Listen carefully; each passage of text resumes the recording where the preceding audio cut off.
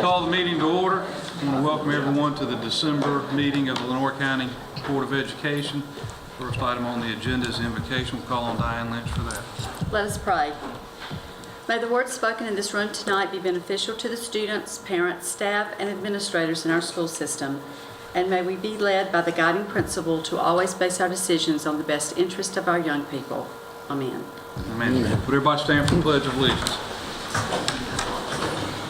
I pledge allegiance To the flag of the United States of America and to the republic for which it stands, one nation, under God, indivisible, with liberty and justice for all. Okay, the next item on the agenda is election of the board chair and vice chair, and we'll call on Dr. Mazingo to handle that. Thank you, Mr. Chairman. The floor is open for nominations for the position of chair. Well, I will start. I appreciate the opportunity to observe or to serve as chair for the past 12 months. However, for a number of reasons, I really don't want to do it again for the next 12. That's an honest man right there. So I will nominate John Sargent to serve as chair. All right. I second that nomination. No one needs it, but I second it. All right. Thank you. Appreciate that. Are there other nominations? I make a motion that the nominations come to a close. All right. Do I have a second? Second. All right. Nomination second. The nominations are closed. All those in favor? All right. We'll move on with the elections.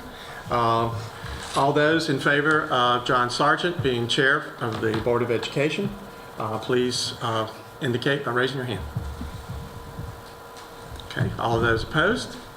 Mr. Sargent, you are now chair for the Board of Education. Thank you very much. We need to move. Yeah, sweet lights. You're getting a hot seat.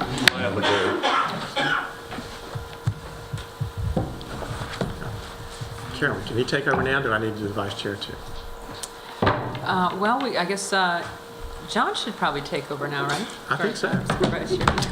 Now or never. There we go.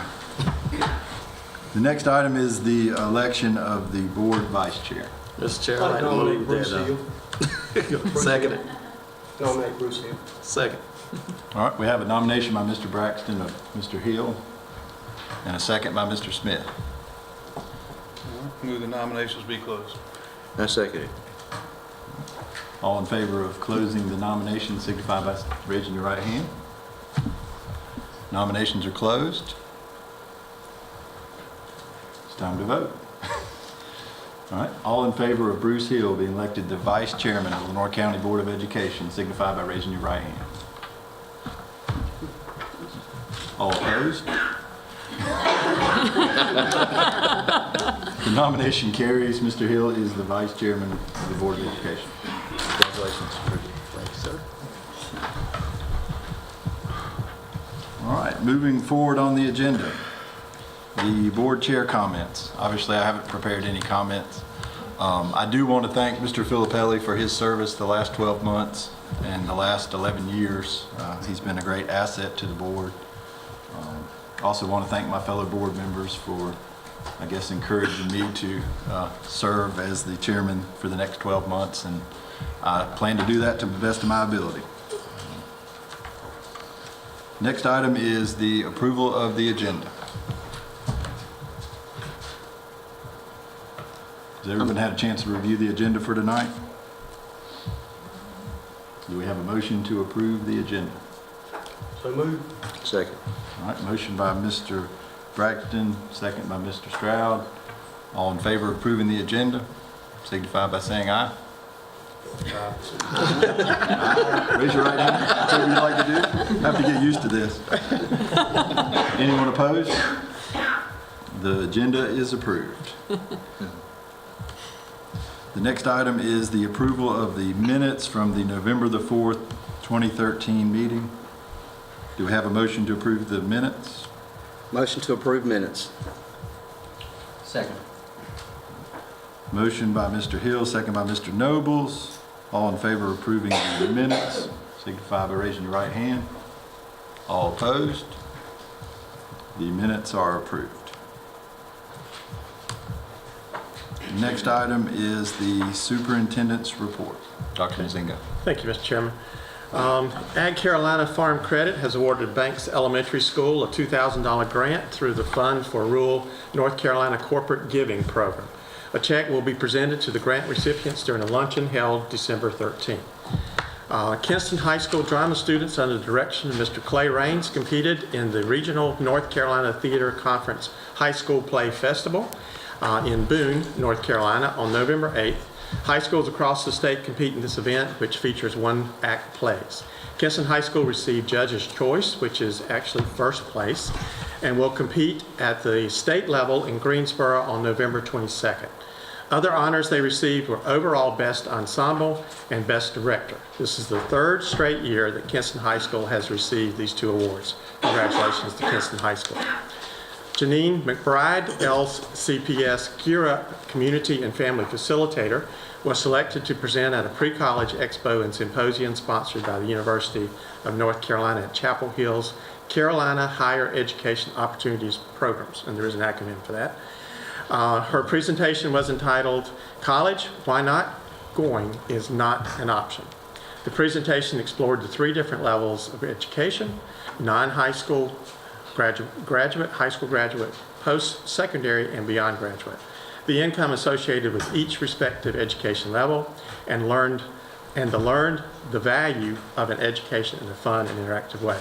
Ms. McBride represented Gear Up Lenoir County and Gear Up North Carolina. 82 at-risk students from across North Carolina attended her presentation. Okay. That ends my report. Thank you, Mr. Chairman. Thank you, Dr. Nzinga. The next item on the agenda is public comment. Has anyone signed up?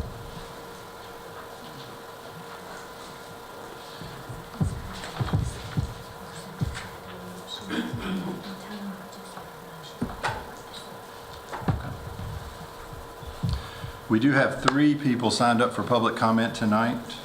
We're just going to take them in the order that they've signed up. I think we would remind anyone speaking tonight, I think the time limit is 3 minutes. 3 minutes. Ms. Waller will keep you informed of the time. We'd also reiterate that we'll be glad to hear from you, but this is not a question and answer session between board members and the public. There'll probably be a later date for that. So if you just keep that in mind. The first person is Donna Vincent.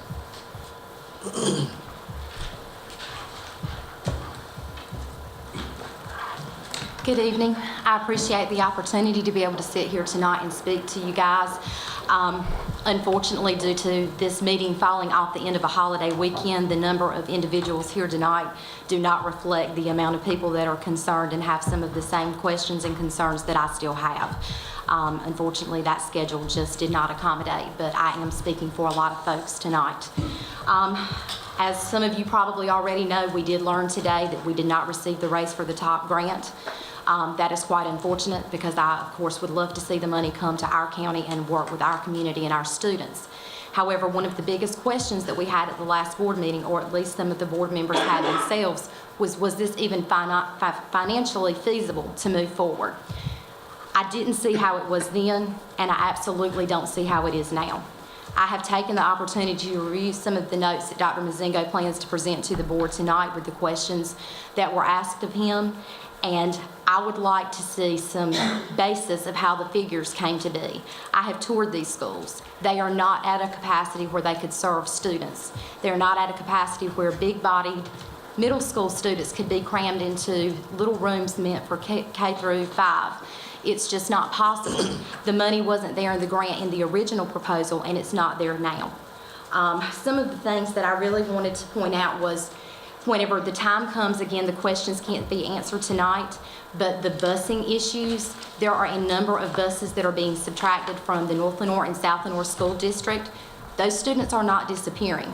There are a number of buses that are being added to the Kinston High School District, particularly to Rochelle. Is that school being anticipated to need 5 new buses because they're getting a lot more students?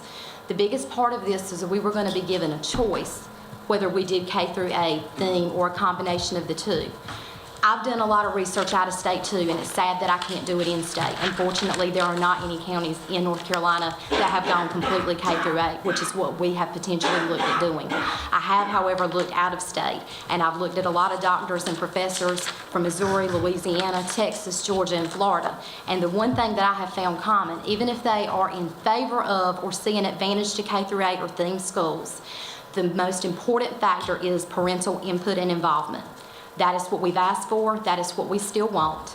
Dr. Mazingo did email me today and said that he planned to request your blessing tonight to revamp the task force, which was suggested by one of the board members, at least one at the last meeting, and that has not been done. So we are asking that that take place before any other decisions are made, so we can actually help formulate what would be best with all the missing teacher positions and everything that our schools are currently in need of.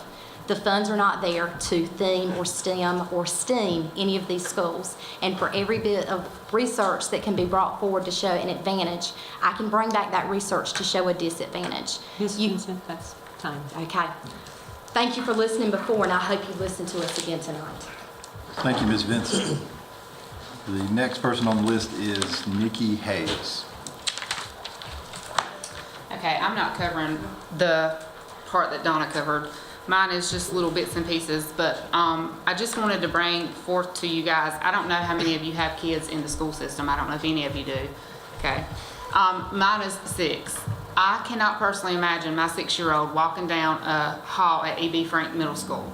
I can't imagine him having to go to the bathroom with middle school students. It just doesn't make any sense. And it was said at the last meeting that you feel like that this will make the transition easier to do K through 8 instead of going from 5th to 6th grade. But I don't see how uplifting my child who's been at Banks for 2 years and he's only 7, putting him somewhere else, to me is a whole lot more traumatic than a 5th grader going to 6th grade. I don't see how that doesn't make any sense to me either. Another thing is that we were talking about is the lunchrooms. I don't know how in the world Banks Elementary is going to hold any more than what they have. The earliest they go is at 10:50. They start, my son's lunch goes at 10:50. How much earlier can they go? I mean, I don't know how that's going to work. Basically, that's really all I have to say. Thank you, Ms. Hayes. The last person on the list is Nicole Tallman.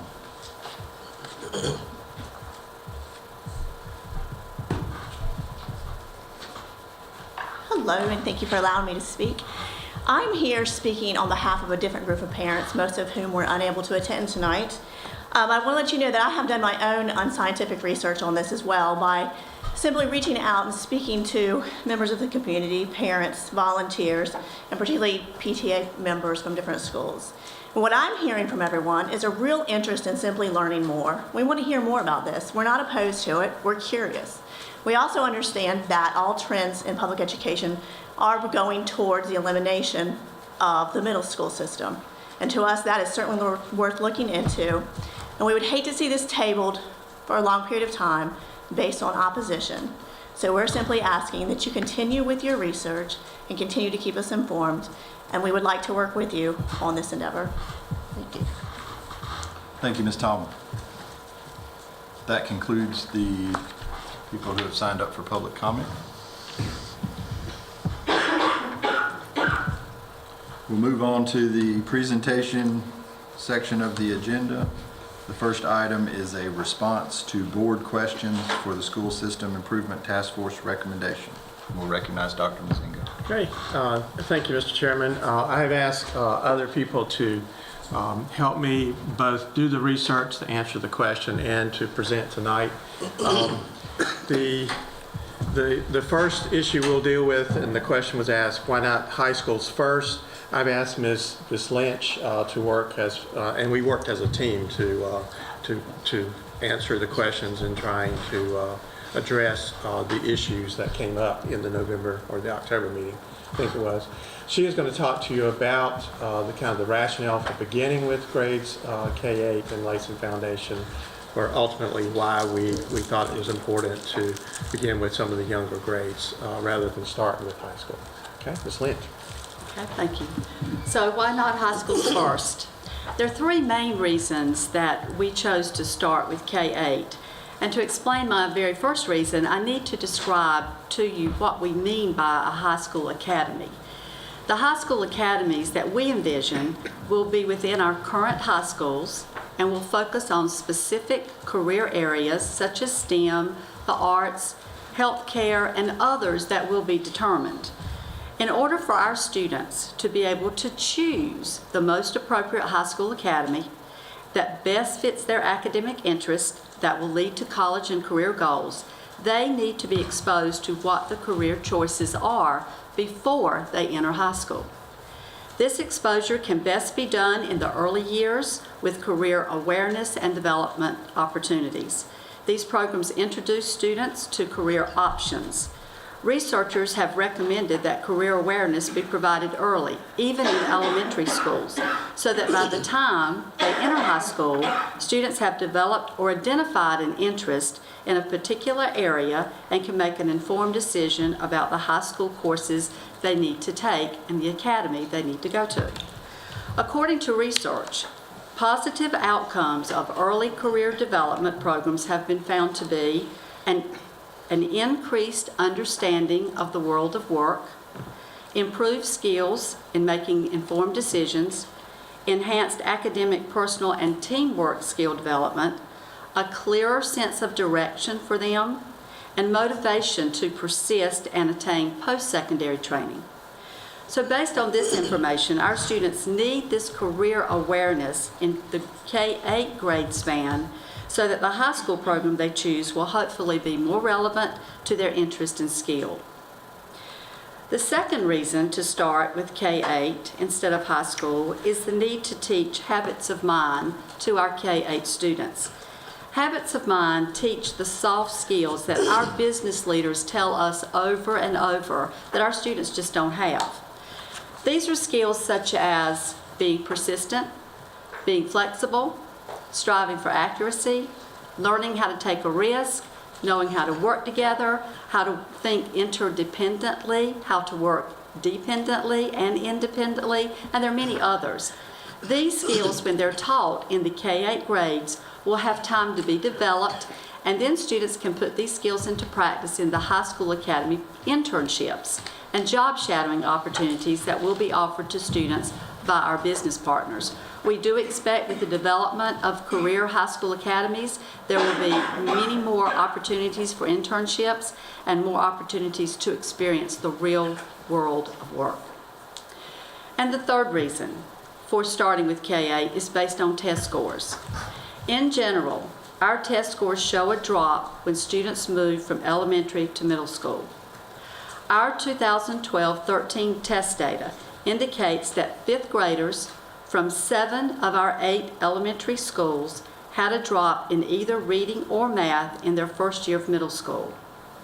Possible causes of this drop are the transition that students make to a new facility that has new staff, new students, new structure in the class, and new procedures. A second cause could be that the relationships between the school and the parents have to be reestablished in the new environment of middle school. A third one, the drop could be due to students having to adjust to instructional changes. For example, moving from self-contained classes in elementary school to departmentalization at the middle school. And then finally, adjustments to different expectations of teachers and of the school in general. Most of these causes can be eliminated with a K-8 design. Creating K-8 schools would enable students to attend one school for 9 years, thus having only one transition to high school. In reviewing the data from K-8 schools in Region 2, and we're looking, when we say Region 2, I mean all the counties that are surrounding us, there's evidence to support the idea that K-8 schools have less of a dip between 5th and 6th grade. There are 9 K-8 schools in our region. All 9 showed growth in either reading or math from 5th to 6th grade in those K-8 schools. 3 schools actually showed growth in both areas. Now we have our own K-8, Continuous Savannah School. Our school did not show growth, but we do feel that Continuous Savannah is still growing and still developing into a K-8 school. But the dip they did experience was not as significant as the dip that is in our K-5s to middle school. We need this continuous growth from K to 8 to better prepare our students for high school and participation in more rigorous coursework and success in all their subjects. So in summary, we chose to begin with K-8 instead of high school to give time for career awareness and development programs to help students select appropriate high school academies, to enable habits of mind to develop the soft skills that students will use in the workplace during internships, and finally to look at ways to decrease the drop in scores from 5th to 6th grade and to promote a more continuous growth pattern for students. Thank you, Ms. Lynch. The next question or the next concern that came up is that it would be, really is concerning theme schools. And the comment that I heard from, I think, several people was it be difficult to decide on a theme for a kindergarten student. I asked our Executive Director for Instruction, Ms. Ellen Benton, to do the major portion of research on this. Again, we worked as a team to look at that and to devise the answer that Ms. Benton will share with you tonight. She will be concentrating on basically two things. First of all, what is a theme school? And the second is how would instruction in a theme school be different than what we have now? Okay, Ms. Benton. In order for a parent to decide which theme is best for a kindergartner or any age child, a clear understanding of a theme-based school and the specific themes being offered is necessary. Yeah, I'm a teacher, so when I explain something, I like to give examples and non-examples, so that's why we're going with what a theme school is and what it isn't. Instruction in a theme-based school is the same as a traditional school in offering a basic education program with value-added experiences based on a theme.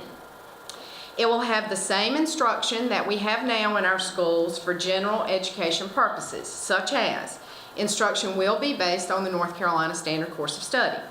Students will be taught foundational reading and math skills.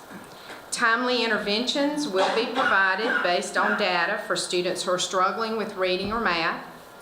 And exceptional children's and academically gifted services would be provided at any school for those identified students. There would also be the same encore classes that we offer now, depending on which school it is, such as PE and music that the schools now choose to offer. But in addition to the general education that our schools offer now, instruction in a theme-based school will consist of integrated thematic units.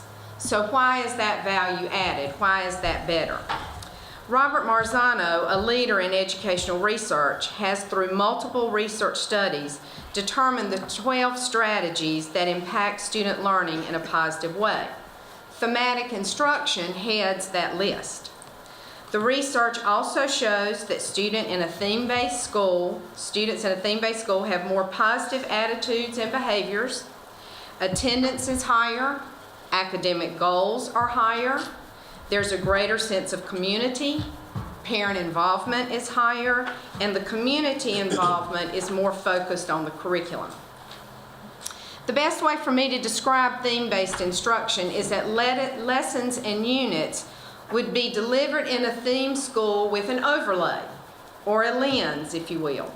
The same standard course of study standards would be taught possibly through a STEM lens or through a worldview lens. And let me give you some examples.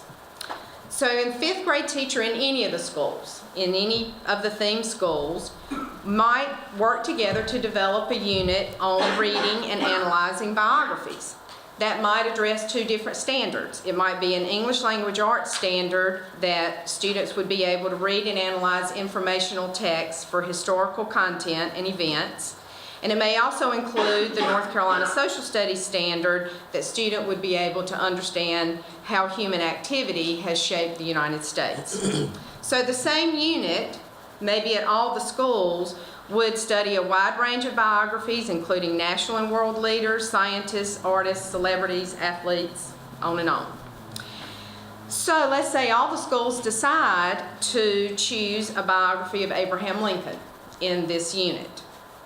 The students in all the schools would learn about his life and his presidency through this biography. In addition to that, though, here's the value added part. The students in a STEM school might also study how he established the Academy of Sciences to research a way to combat ironclads, how appropriate for us in Kinston, in the Civil War, and then the contributions of that academy today. A worldview school would do more investigation into the relationship that the Lincoln presidency established with foreign countries, or how the American Civil War impacted Europe. A health and wellness school would investigate the effects of the poor health conditions of soldiers in the American Civil War and how the Lincoln administration responded to those health conditions. An accelerated studies school would read a Lincoln biography that was a little bit more complex, and the project that culminated the unit would have more expectations or deeper expectations. So you see that basic concepts are being taught with the experiences that those standards are taught through based on the theme. Another example might be in 7th grade, teachers would develop a unit to teach the science standard of weather and the effect of atmosphere on human activity. All the classes in any school would teach those basic concepts. They would all be taught through some type of investigation, because we try to teach science through hands-on investigation. But the problems might be different that are given to the students based on the theme. The STEM school students their investigation might include how weather and climate affects the work of NASA engineers. Students in a worldview school may investigate how weather and climate affected the settlement of people in different regions around the world. Students in a health and wellness school may solve a problem involving the effects of weather and climate on agriculture and those effects on the nutrition of the people in an area. The problem presented to the students in accelerated studies school might be more complex, require deeper research and more complex mathematics to solve the problems. Okay, so some non-examples. What a theme school is not. It is not a career academy. Now, Ms. Lynch explained, and it's very true, that a career awareness program is an integral part of any K-8 curriculum. But the purpose of the theme school would not be to train children for a career. It would be experiences based on their interests. It is not a school with a limited focus. Students in a STEM school would not just get STEM. Students in a worldview school would not just get world culture issues. It is the basic education plus. Again, how do parents decide on a thing for a kindergartner? That they must be informed, and that would be our job at the district level, to make sure that parents are informed what a theme school is all about and what these themes would look like, so that the parents could make a decision based on information, along with looking at their families' and children's interests. Okay. Thank you, Ms. Penn.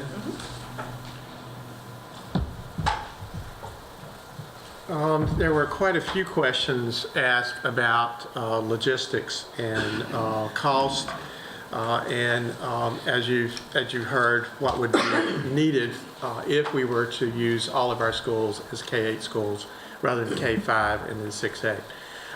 Mr. Brent Williams is our Executive Director for Operations, works with, of course, maintenance, child nutrition, transportation, along with technology and athletics, and does a whole lot of stuff.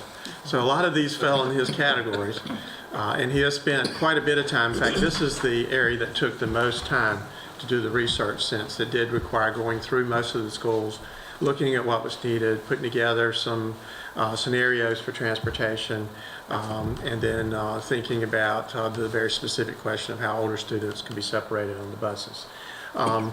I think Mr. Williams is going to go through these kind of one at a time, maybe not in the same order I've got them up here, but all of the issues that came up concerning logistics and costs will be addressed. Thank you, Dr. Good evening. I've been asked to give you an idea, a response to some of these questions. I'll begin with scenarios, and then after each section, scenarios followed by transportation, then building modifications, then overall cost, and then a plan for buses and separating students. After each section, I'll pause and ask if you have any questions, and during, if you'd like to stop me, please do so.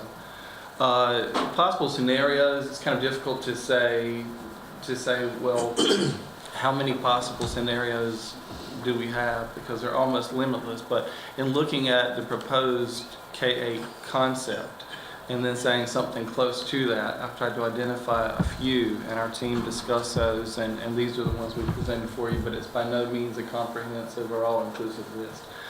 It could include many, many more. But basically 2 categories, full conversion to K-8 and partial conversion to K-8. If we were to go with full conversion to a K-8 implementation, every school, every elementary and middle school would convert to a pure K-8 school. You could go with full K-8 conversion in 2 of your high school attendance zones and leave 1 unaltered and have a partial implementation that way, but every elementary and middle school within 2 of the 3 zones.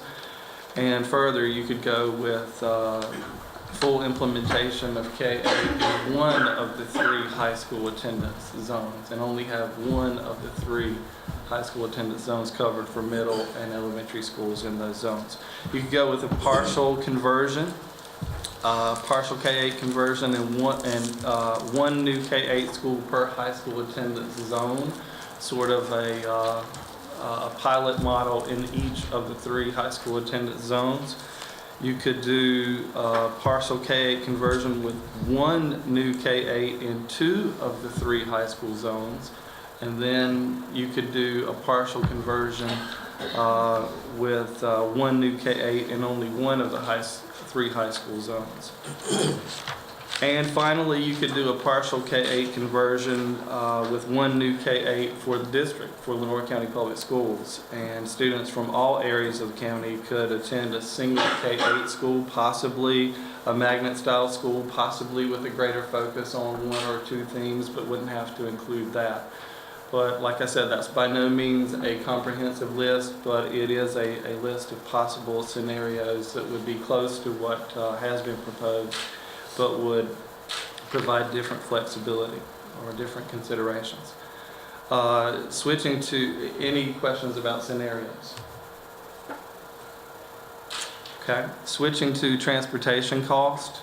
I want to commend Mr. Anthony Mitchell and Ms. Cindy Bruner and their team at Transportation for their hard work, and Ms. Denise Swanner for their hard work on these transportation numbers and projecting. And basically what they had to do is start from scratch and project K-8 schools with different school districts than we have now, different attendance district lines for the schools to balance out the schools with numbers based on where they are. As was referenced before, that would involve a change in the need for the number of buses. In the North Lenoir, the current North Lenoir attendance district, we would need 2 fewer buses than we are using now. In the South Lenoir attendance district, we would need 2 fewer buses, and in Kinston High's attendance zone, we would need 5 additional buses. And let me address the reason for that. It's because currently we are sending buses into the same neighborhoods. A middle school bus goes into that neighborhood, an elementary bus goes into that neighborhood, and that hurts our efficiency rating from the state. But it also, because I understand that if someone looked at those numbers, they would say, you know, at first glance, well, why would we need 2 fewer buses there? That doesn't make sense if we have the same number of students. And Rochelle, for instance, why would they need 5 more? That's a good question. And I'll be happy to answer that. It's because Rochelle Middle School currently has no buses of its own. It shares buses with other schools, and that's been the pattern in Lenoir County for Rochelle for many, many, many years, sharing with other schools. But if we create pure K-8 schools, each of the schools would have its own buses there, and that would really be the only pattern that would work with stop and start times in the morning and afternoon for those schools. But with some more buses needed and some fewer needed, the end result is that we would need one additional bus for the county for this implementation.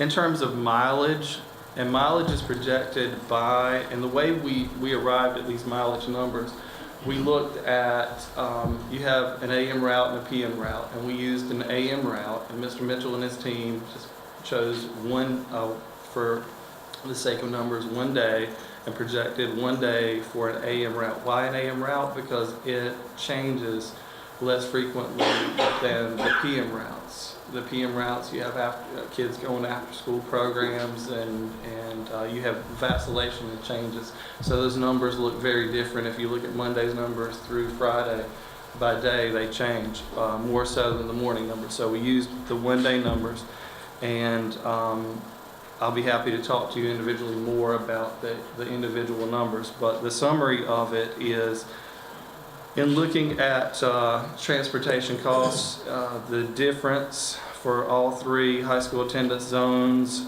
for mileage, and our mileage we project at $2.57 per mile. That includes cost of keeping the buses up and cost of maintenance and repair of the buses. The only thing it wouldn't include, fuel is included in that. The only thing it wouldn't include would be the cost of paying the driver, and we figured that in separately.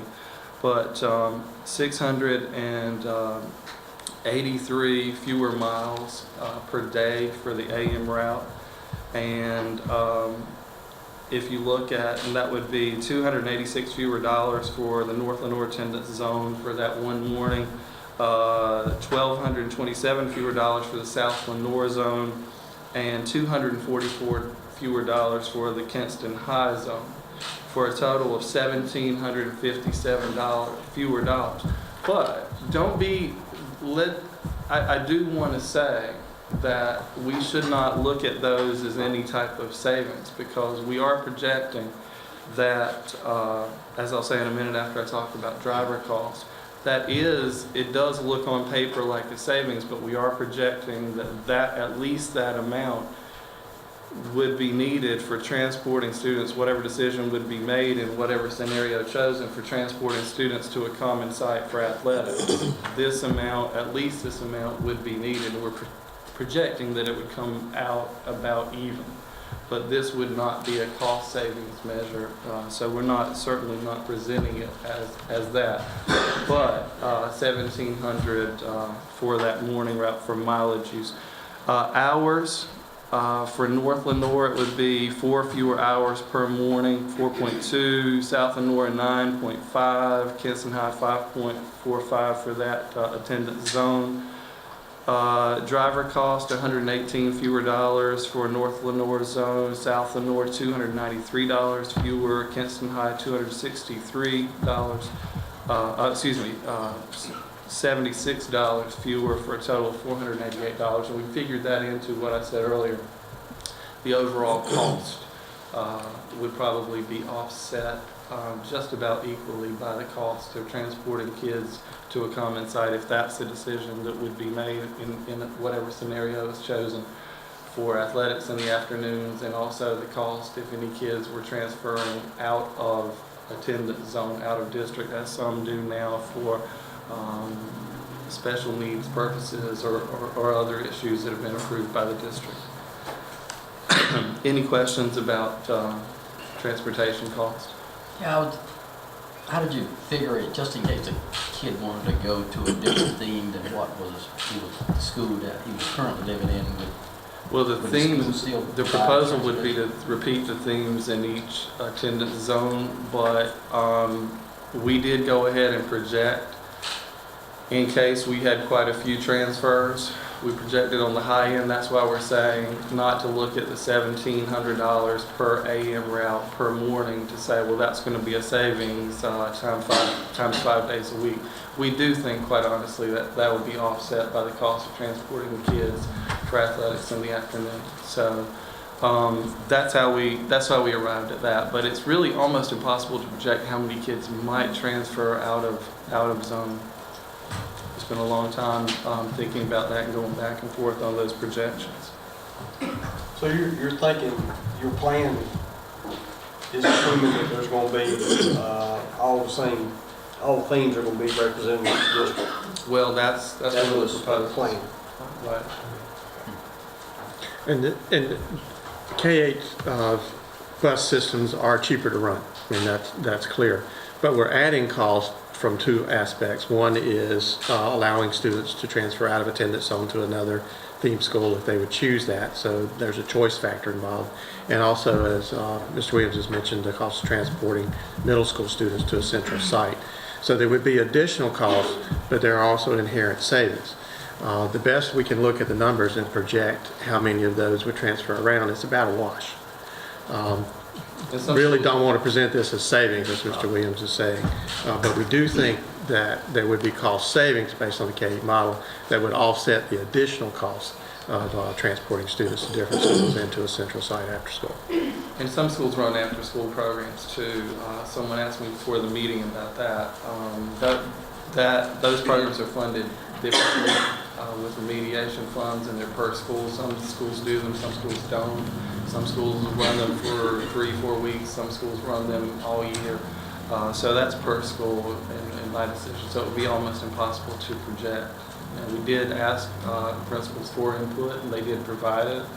All of our principals who are in current elementary and middle schools, and those were some of the issues mentioned. Let Any me ask a questions? question so I'll make sure I'm understanding. If you're going to have the 3 attendance zones and you're going to have the same themes in all 3 attendance zones, is that correct? Well, that's. I mean, is that what you're That thinking? was the scenario we discussed, yes. Okay, if you've got the same theme in all 3 attendance zones, then why would someone want to transfer from one to the other?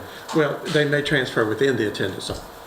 And so there would be some additional costs for saying, instead of, I live close to Pink Hill, but I like the theme Right. You don't that's mean- at Moss Hill. Right. And so there'd be some additional cost for transferring those students. In our exceptional programs program, we do have some students who transfer for satellite programs.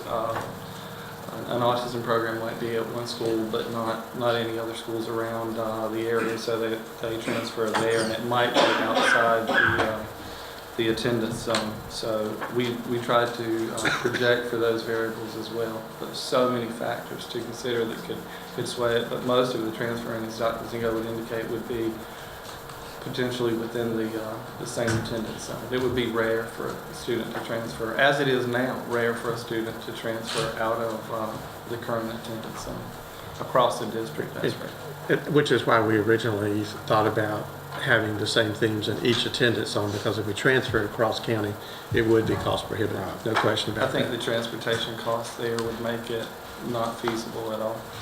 Keep hearing theme. Are you using theme and magnet interchangeably?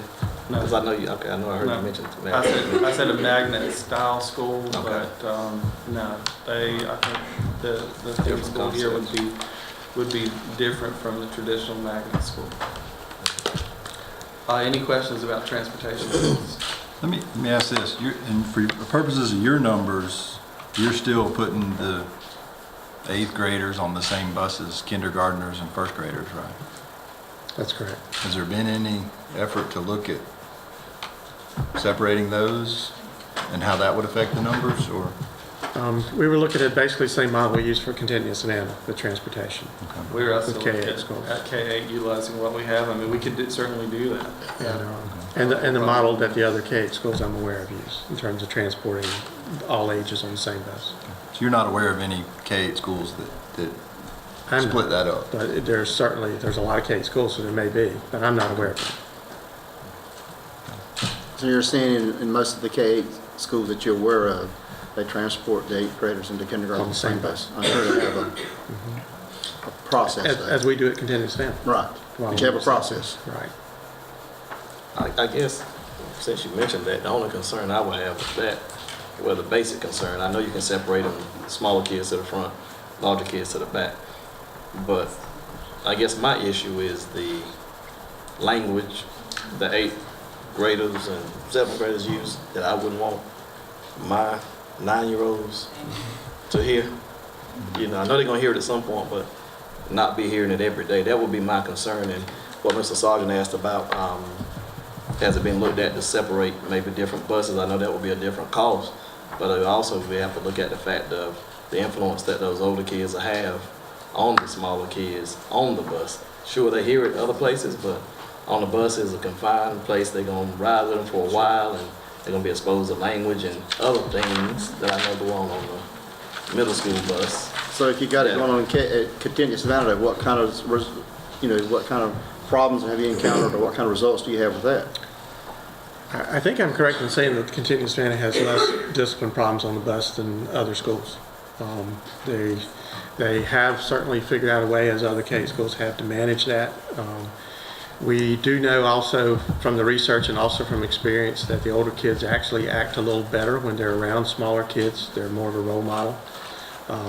It's not that they're perfect. We know that because they're together in all kinds of places in real life. But the discipline concerns that, of course, are valid to come up just don't appear to happen as often as you would think they do. So that's, like I said, based on research and our own experience at Continuous Vanity. I gotta ask this question. On the research you did they look at the inner city kids? And you're talking about a totally different climate with some of the inner city kids. And I bring that up because, when people say they don't want their kids to hear a lot of different things, and you're picking up from the rural area or the tough areas around the town and stuff like that, have we looked at that? Have you had any studies did on, I know Savannah Contempt is a different environment than what you would be if you were picking up Southeast and bringing K-8 kids and elementary kids together. Have you did any looking at that? Because I think that'll play into it. Yeah, and I certainly that's a good question. There are research models in all types of school environments, whether it be inner city, very, very rural, even more rural than we are, or suburban districts. There are models across the district. I have some new studies on my desk that Dr. John Paul Black brought me just before Thanksgiving holidays that are larger studies, and some of these are in North Carolina. It does include many different kinds of schools. And we'll keep providing research as we are able to come up with that and make sure that we do find those models in all types of school districts. Since we really represent many different types of scenarios, we'll make sure that those are addressed.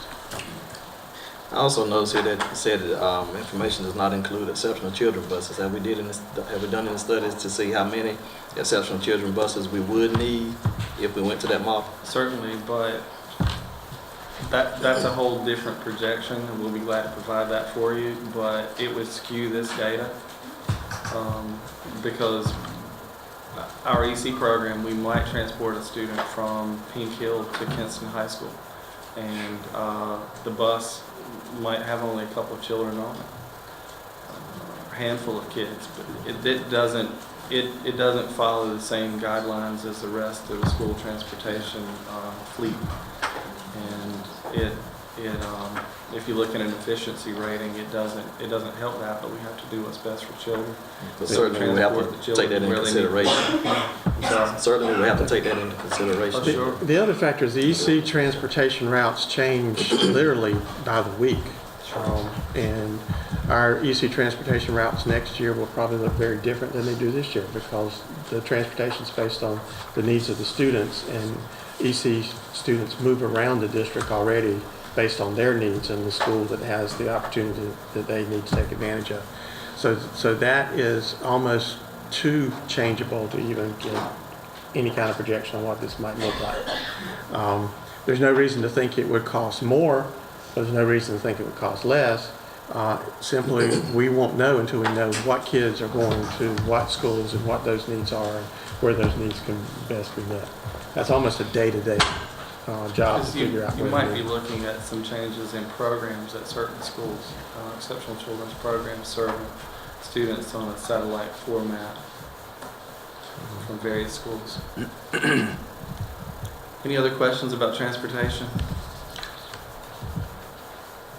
Okay, modifications needed at each site. Now let me say before we cover this section that this represents only what would absolutely have to be done. And we could go certainly with recommendations, best case scenario, we could go with needs. And we at least once a year have the principals submit a list of needs to us, and certainly during this process, in talking with them about best case scenarios for implementing this or any other program at any school, we could certainly add significantly to the facilities that are there. This represents only what would absolutely be necessary for implementation. For facilities, if we were going to make each school a pure K-8 school and keep every student who's currently in the school there and not change any of the schools, certainly new classrooms and all that would be needed, but that's not the proposal. So only minor changes to the existing schools, and that's certainly something, I mean, we can walk around the schools and talk about that. Some of the schools that we currently have and are serving certain age groups were actually built as K-12 schools, and you can look at those, and we're talking about small things like coat racks and cubbies and countertops, and some of the principals indicated they wouldn't need or want that. So those are projections, and those are small. What isn't small is looking at things like playground equipment. And if you look at that, and we projected for each of the 3 middle schools that we currently have that is not already a K school like Continuous Savannah, we projected at $56,000. And if you go with that low projection, believe it or not, that is a low projection for a playground. I mean, we're still talking about $168,000. So that is a large ticket item. For child nutrition, there shouldn't be any modifications needed. Furniture or equipment, student furniture, teacher equipment, administrative furniture equipment, we should not need any additional equipment. Technology, we're not projecting that we would need any additional technology. Athletics, it depends on what decision is made about if we were to go with the K-8 implementation. It would depend on what decision is made about athletics. If athletics are held at a current site, then the cost would be very low in terms of conversion. If athletics were at each site, then the cost would be significant. So that would depend, but we projected on the basis of one of the ideas that was proposed, and that's athletics at a common site. Perhaps what is currently the middle school site or some other one. And the cost would be very low on that. Books and instructional materials, we're not projecting that would be an additional cost either. Yes, ma'am. Yes, sir. I can't. How about the libraries and the science labs and stuff like that, you know, and even your technical lab? You know, if you put a 8th grader and a 7th grader there, wouldn't you have to do some additions? You would. We talked to the principals about that, and they talked with their teachers about that. And one of the ideas that we discussed was, would we have to replicate all the equipment we have? There would be some of that, but they say that they could use the equipment that we already have as a school system. That we wouldn't have to replicate everything, have a full range of science equipment at this school and have the same science equipment at another school. That we could do as we do now. We share among schools, we share computers and calculators and other equipment, science equipment. I don't know, it just, because if you're going at Savannah Contemporary, you look like you'd have an advantage that you got everything right there, you know.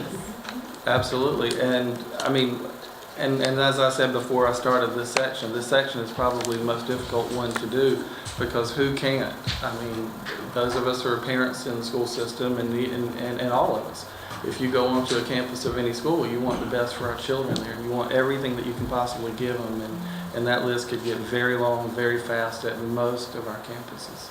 Yeah. I think what I hear Mr. Dover saying too is that when you look at those schools and the labs, you got to increase the number going to that school. If they're already sharing, then how much more can they share? I guess is Well, what we're saying. it does come to a point at which there would be some additional spending.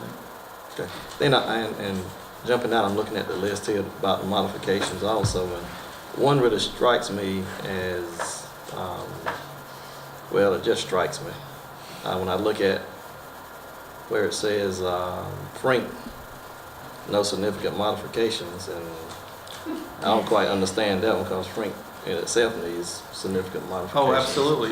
And that's what I was saying, your significant modification could be a new campus. I mean, we would all agree on that, absolutely. But That's why I wanted to say something before I started on that section. Oh, because okay. I jumped the gun. by no significant modifications, I mean, my list would be pages for Frank.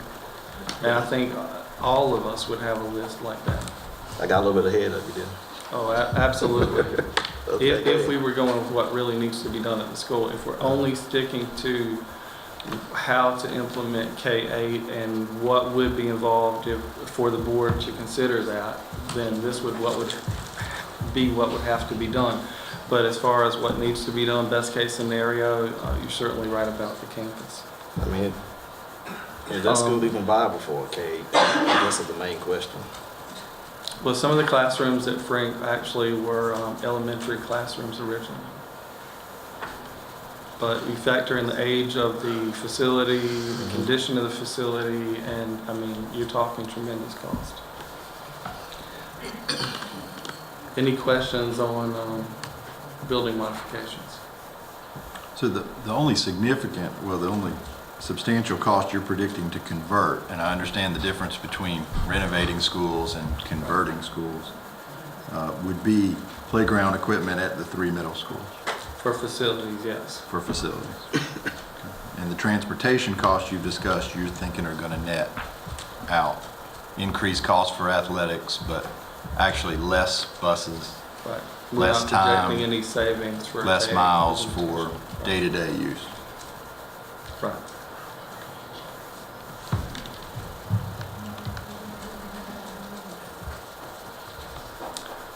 Okay, any other questions for building modifications?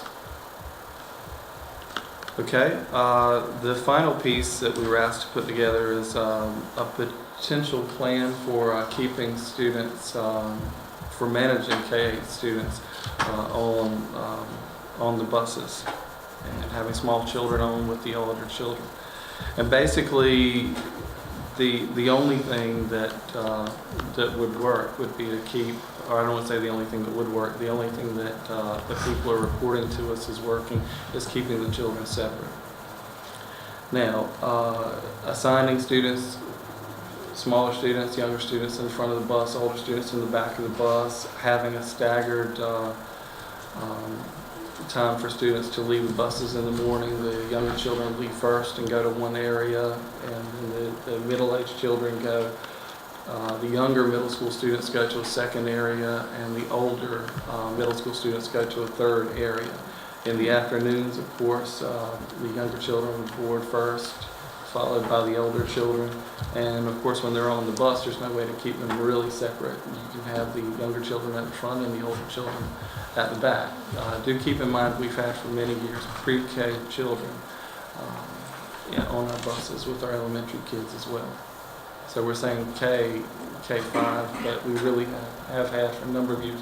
We've had our Head Start programs and our other pre-K programs on our buses.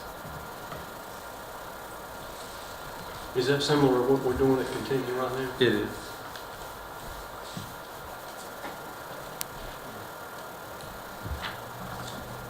And really that theme of keeping the students separate is pretty much what K-8 administrators have reported to be their most successful strategy.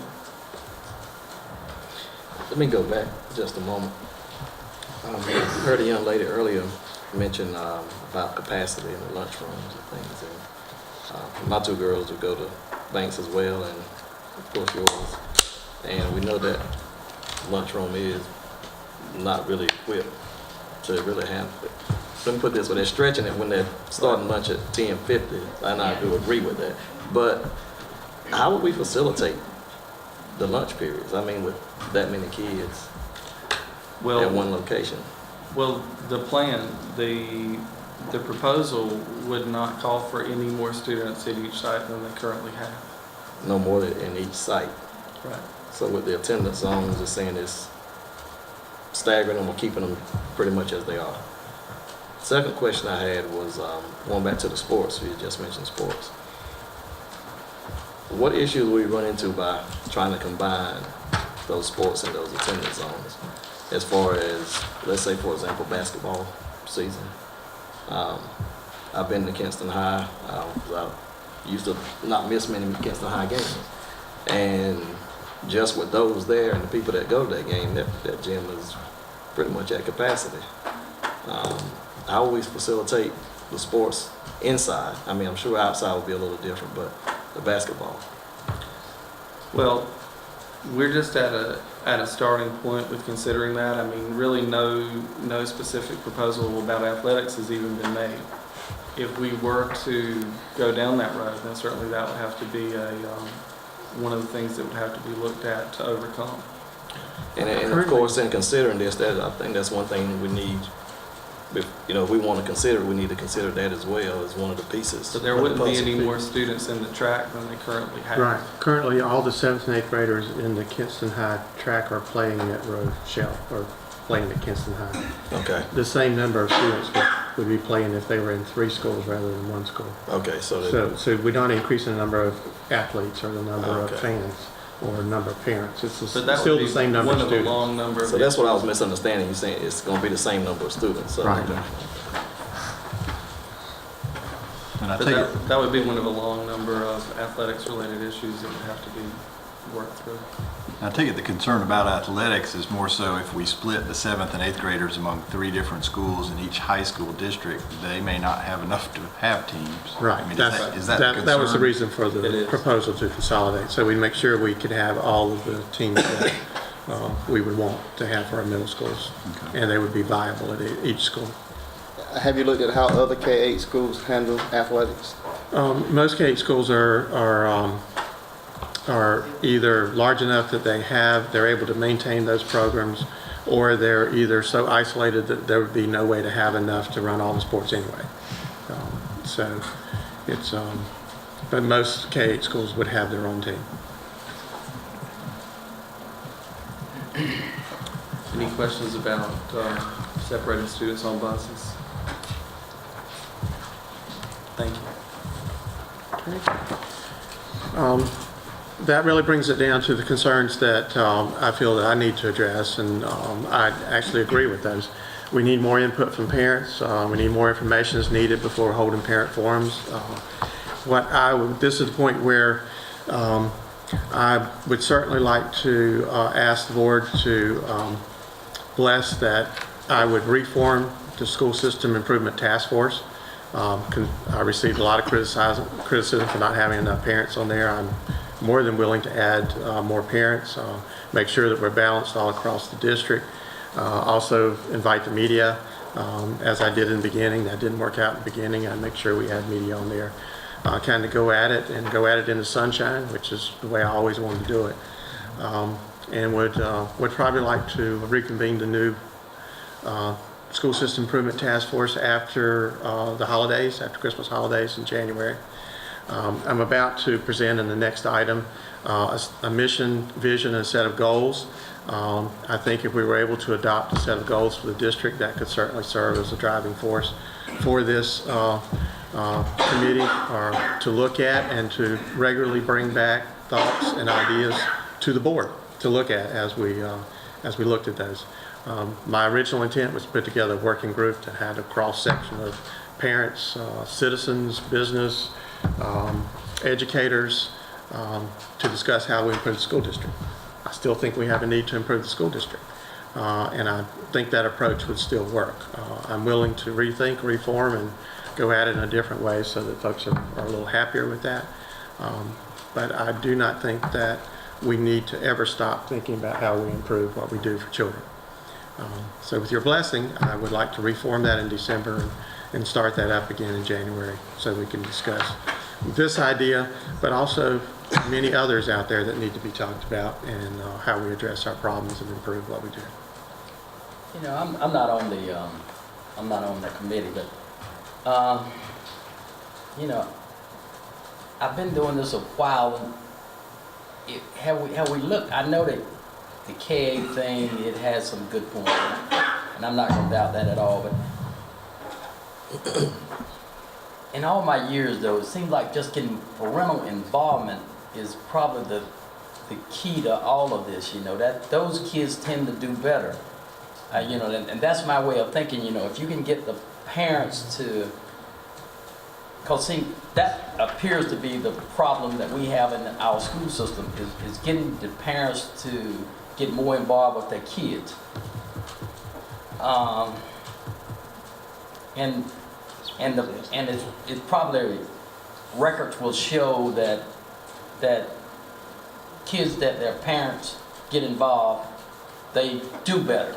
Right. Now, I don't know what, if you look at all the data that you got, from K, you're still probably going to have some kids that are not going to do that well, and most of those are from parents that don't get involved. So have we just looked at more ways that we could just get more parental involvement versus, doing a whole lot of changing, just as a first step, let's look at how we can get parents more involved, because I personally know that works, because if you get involved with your own kids, have we looked at any ways that we can do that to improve our parental involvement? Because pretty much on a daily basis.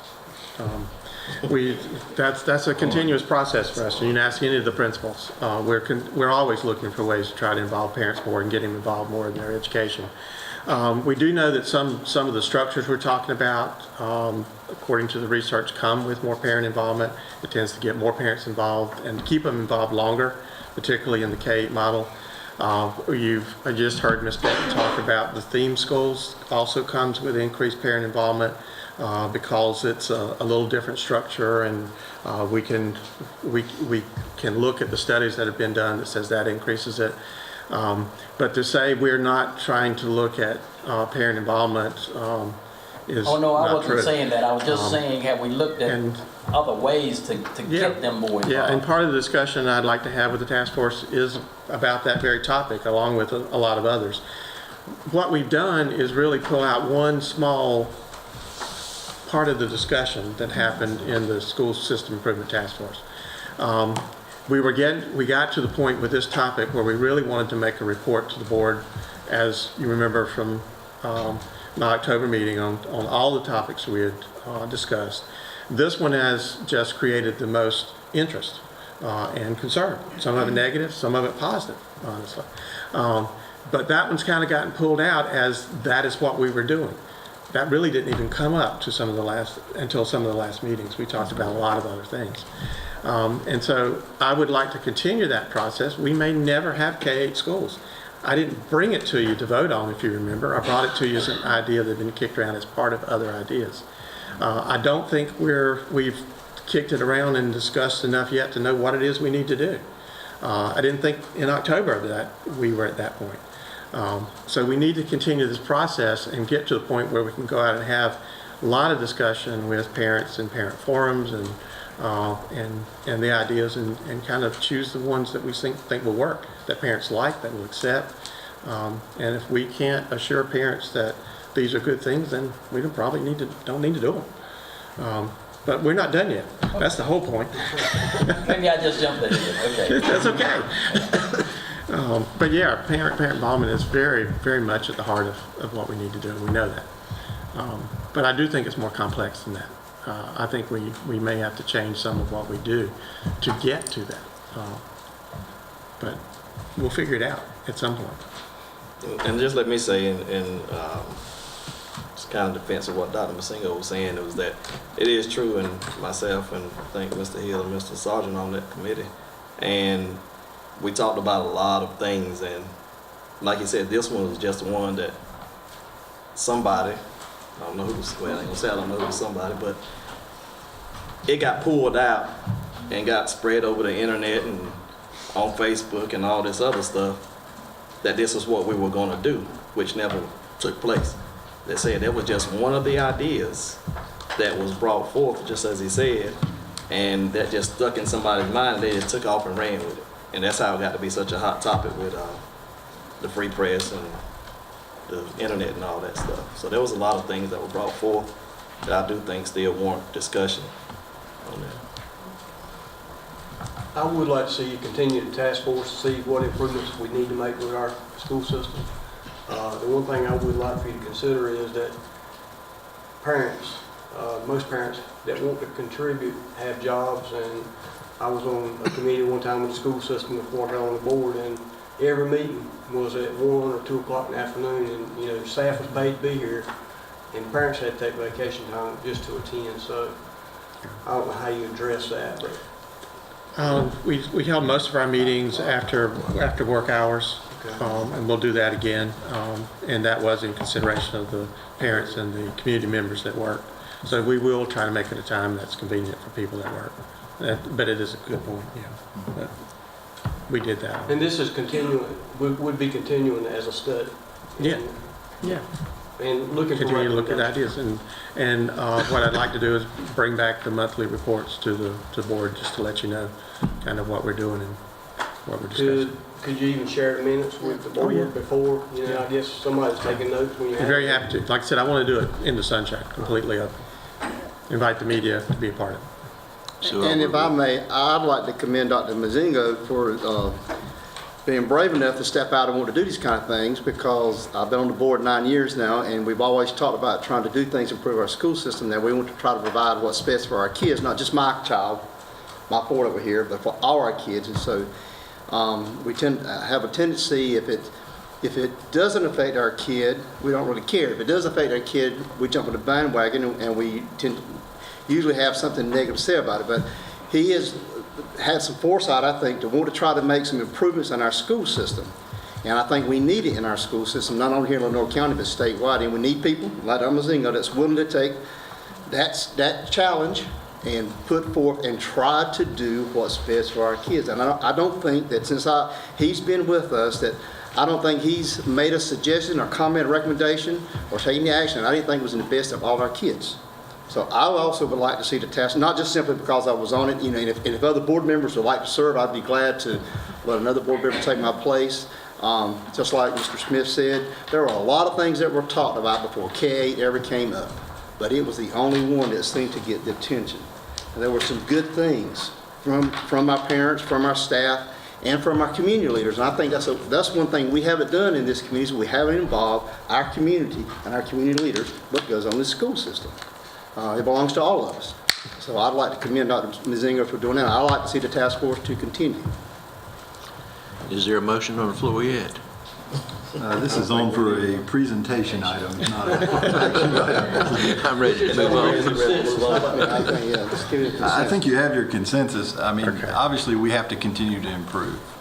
Anybody who's been around for the last year and looked at the news that's coming down, the laws that are coming down from the legislature, our legislature has told us we need to improve what we're doing. That is not to say that we're doing badly. I don't agree we're doing badly, but there is always room for improvement, and we need to continue with the task force. Maybe it's K-8, you know, maybe it's something else, but there are ways to improve our school system that are not going to cost us a whole lot of money, and that's part of what we need to look for. I would also like to see more parental input into this K-8 issue. I think there are many different opinions out there, and I think we've heard at least two different opinions tonight. I'd like to see what a wider section of our parents would say about K-8. And I think maybe now we've got some more details and we can answer some of the questions that we couldn't answer before. So I'd like to see that as well. And maybe some way, you know, when we did the school dress code, you know, we didn't get a lot of participation from parents. The participation we did get were the ones that were not in favor of it. So, you know, we need to reach out to all the parents and try to get some input for as many. I know you can't get everyone, but as many as you can, like Mr. Sargent said. I definitely think at the point where we think we have our facts together, our research together enough, we need to share that with parents, and that's always what I wanted to do, was hold parent forums if that was needed, certainly provide surveys, provide information. I'll continue to post information as we look at different topics about why we think they might benefit or why the school system improvement task force discussed them. And like I said, make regular reports to you and share the minutes. I mean, I'm good with that. Does that conclude that section? It does. I hope so. Next item on the presentation agenda is a proposed vision, mission, and goals for the public schools. All right, thank you, Mr. Chairman. This is a first look at this. It is based on a lot of the work we did in the School System Improvement Task Force and also thinking about the direction that we need to go. Kind of centered around what you have seen, which is connecting your student to a prosperous future. Our mission could be Lenoir County Public Schools in partnership with families and the community educates all students to be successful in an ever-changing world.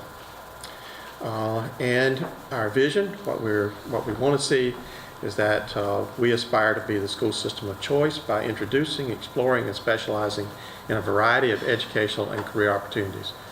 That really means we want to reach each individual child and provide them with what they need and have a program that is broad enough and innovative enough so that we can accomplish that. What I'd like you to do is look at this mission and vision, think about it. I'm also going to present a set of goals and kind of tell you how I came about putting that set of goals together.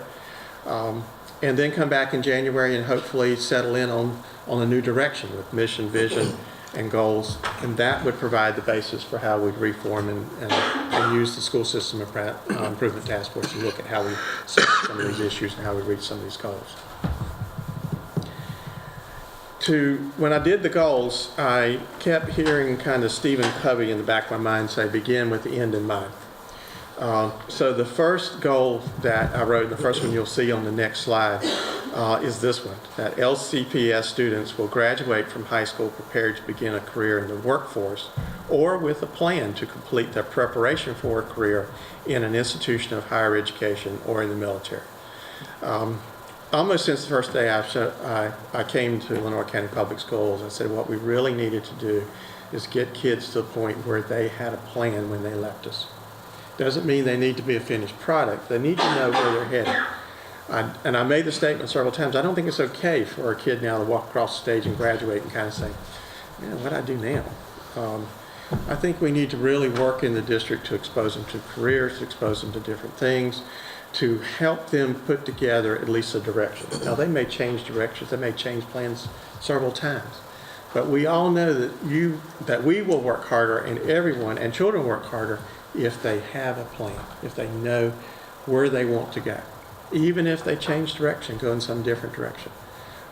I perform better if I know what I'm trying to accomplish and what I want to do and where I'm going. I think children do too. So this is kind of where I think we need to end up.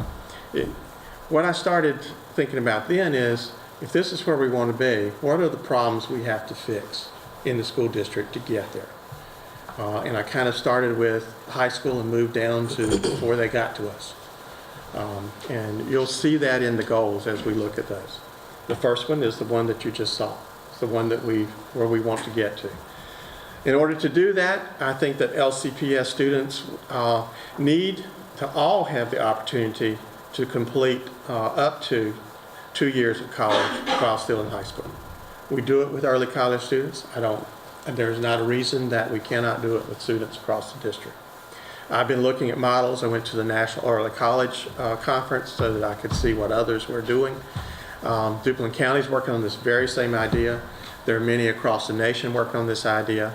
And the idea and how you accomplish that, because now our career and college promise from the state only allows students that are not in early college schools to start taking college courses at no cost when they get to 11th grade. So the model that you put together really brings us to goal number 3. So that LCPS students will enter into the 9th grade ready to complete their 4 high school classes within the first 5 semesters of high school. In other words, they can complete high school, the required high school courses in that first 5 semesters. Then they can start taking college courses and use those as their electives. So that they are accomplishing that 2 years, up to many of them will accomplish 2 years. All of them will get some start on college if we go to this model. There'll be early college literally across the district. In order to do that, I think we have to specifically look at mathematics. In looking at the research on children that are very successful in high school and getting through a lot of college work, start with that first high school math course, completing it in middle school. So I think our goal needs to be that LCPS students will complete Integrated Math 1, which is now our first high school math course instead of Algebra 1. It's now Integrated Math 1, while in either 7th or 8th grade. The schools that have done that have seen an increase in those that go to college, an increase in those that are able to complete college courses in high school, and an increase in those that actually complete high school. That gatekeeper math course has a lot to do with success in high school. All right, in order to do that, we then have to look at why are we losing a lot of ground in 6th grade. And this is not about putting K-8 in place. It's about, we have identified a problem. You heard Ms. Lynch speak to that, particularly in our schools that are not K-8, that we see an academic and a behavior drop between 5th and 6th grade.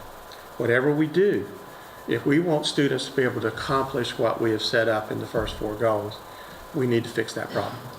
And so we need to look at ways we can change what we do so that we don't have our students basically missing a year of their school.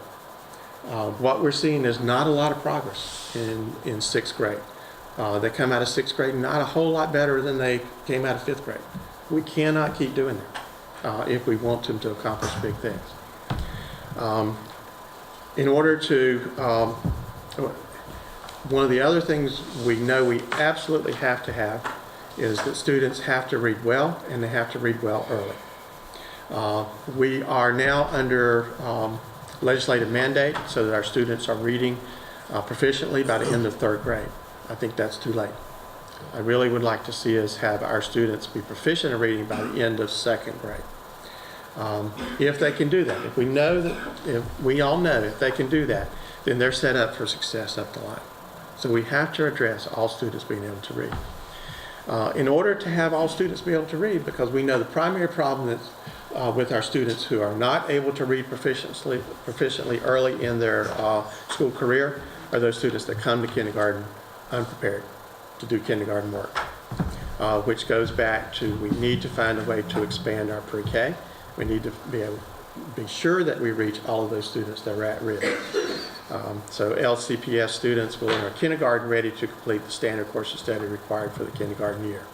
And there are several other things we can look at in addition to pre-K that I think would help us accomplish that goal. But as long as we have students, some of our students coming to kindergarten 2 years behind other students that start kindergarten, then we're never going to catch them up. We have to somehow look at how do we fix that before they get to us. Or how do we do a combination of working on it before they get to us and then completing that job after they get to us. Whatever that takes. And there are different models out there for kindergarten. There are transition kindergartens. Looking at more experience before you actually get to kindergarten and, of course, pre-K programs. I'd like for you to take a good look at this. I'd like for you to give me a lot of feedback on this. Certainly invite that. I think these are things that if we can work on, there are things that are not in here that I think will probably be strategies to get there. We certainly want to take care of our students' safety. We certainly want to take care of their social and emotional needs. There are a lot of things that you may not see in here that have been in traditional goals. These are pretty hardcore. These kind of zero in on the problems we need to solve for students to be successful at the end. This is setting forth big tasks for us. There's no question about that. But it's time to, in my opinion, to stop talking about and having these generic goals. We want all students to be successful. We want all students to be happy. We want all students to be safe. Those are great things. But what I've set forth is some hard work for us to take a look at.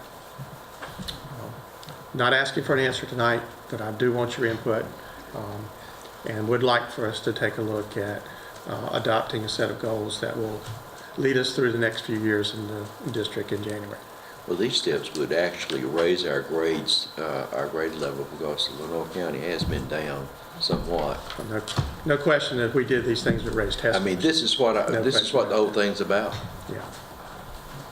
I just have one question. Looking at the Goal 5 transition from 5th to 6th grade, dip in academics. What about 8th and 9th grade? I know that that's always been an issue too. From middle to high school, there's a trend of being a dip from 8th to 9th grade.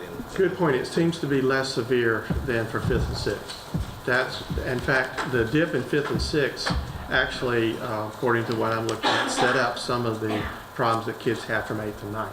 They never get over that transition from 5th to 6th. So it could be added as a goal easily. It is a problem area, not as significant as the 5th to 6th grade transition though. Is that basically the maturity of the child? Yes. They're much more ready to make a transition Right. between 8th and 9th grade than they are between 5th and 6th grade. Well, I for one think it's a good idea because I don't think, I was elected in '04 and I think we did something in '05 and I don't think we've actually looked at mission, vision, or goals since then, not to any detail. So I think it probably is time to do that and I would be in favor of it. Okay. All right. Mr. Chairman, unless there are other questions, it was a presentation tonight. Come back, hopefully, to adopt some goals in January. Thank you, Dr. Mazinga. The next item on the presentation agenda is the financial report by Ms. Davis. Good evening. You received the financial report for the month of November. This report reflects the year-to-date activity by providing revenue and expenditure information as to all the sources of funds received and expended by fund and purpose as of November 30th, 2013. May I answer any questions?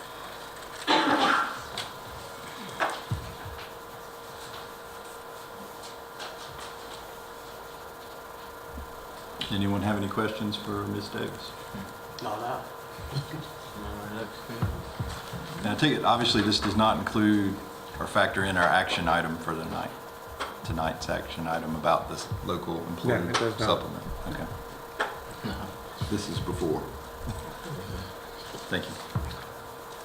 Well, let me ask, what do you think it'll be after the audit? I'll ask the question since somebody else didn't. I'm thinking, because they are going to be presenting the audit in January, the January meeting, and I'm thinking it may be a little better than what this shows. Do you think the number will go up?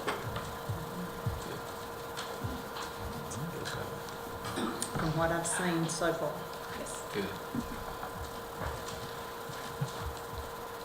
And is that about where we want to keep it?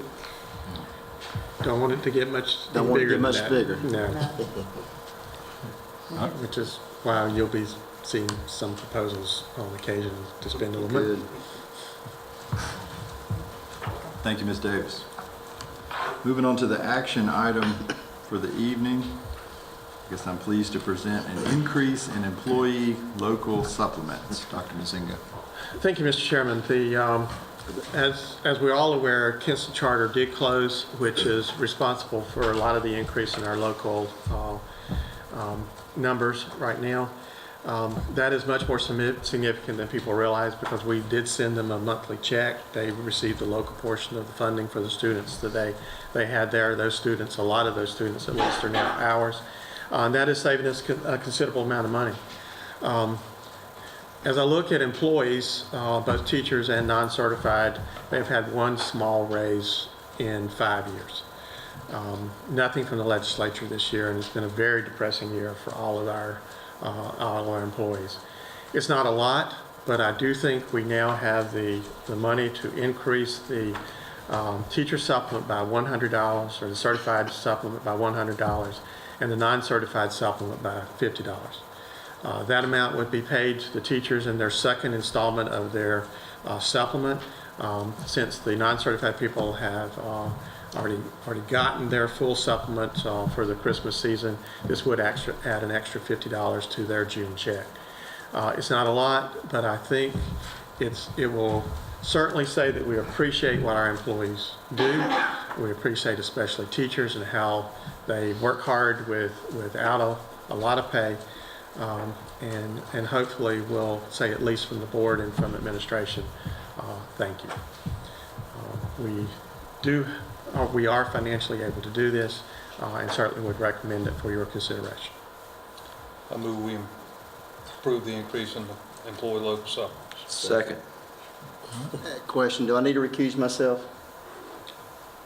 You do not. I will then. We have a motion by Mr. Filippelli, a second by Mr. Braxton or Mr. Stroud. Stroud. We'll He say beat Mr. me to it. We'll say Mr. Stroud. We're all for it. Is there any further discussion on the motion? Then all in favor signify by raising their right hand. All opposed? The motion passes.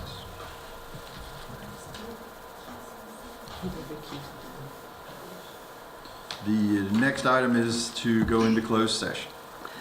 I move that we go into closed session pursuant to General Statute 143-318, 11A1, A3, A5, and A6 to consult with the attorney as needed to preserve the attorney-client privilege, to consider confidential personnel matters, to instruct the superintendent or the board's agent concerning the board's negotiating position on the price and other material terms of a proposed contract for the acquisition of real property, and to prevent disclosure of information that is privileged or confidential under North Carolina General Statute 115C-319, and suit information rendered confidential under the Family Education Right and Privacy Act 20 U.S.C. 123G. Second. Motion's been made and seconded. All in favor signify by raising your right hand. All opposed? We are in closed session. All right, we are back in open session. I move we approve the personnel report with the addendum. Motion's been made, seconded. All in favor, raise your right hand. All opposed? The motion passes. Move we adjourn. Second. Well, One, your Dr. Mazingo wouldn't I'm sorry. You're looking at Patrick. Patrick Philippi, would you please stand up? It is my pleasure to introduce our newest principal. Mr. Patrick Philippi will be assuming the role of principal at Woodington Middle School as of January 1st. Congratulations, Mr. Philippi. Now we have that motion again. Second. Motion's been made and seconded. All in favor, raise your right hand. All opposed? The motion passes. We are adjourned.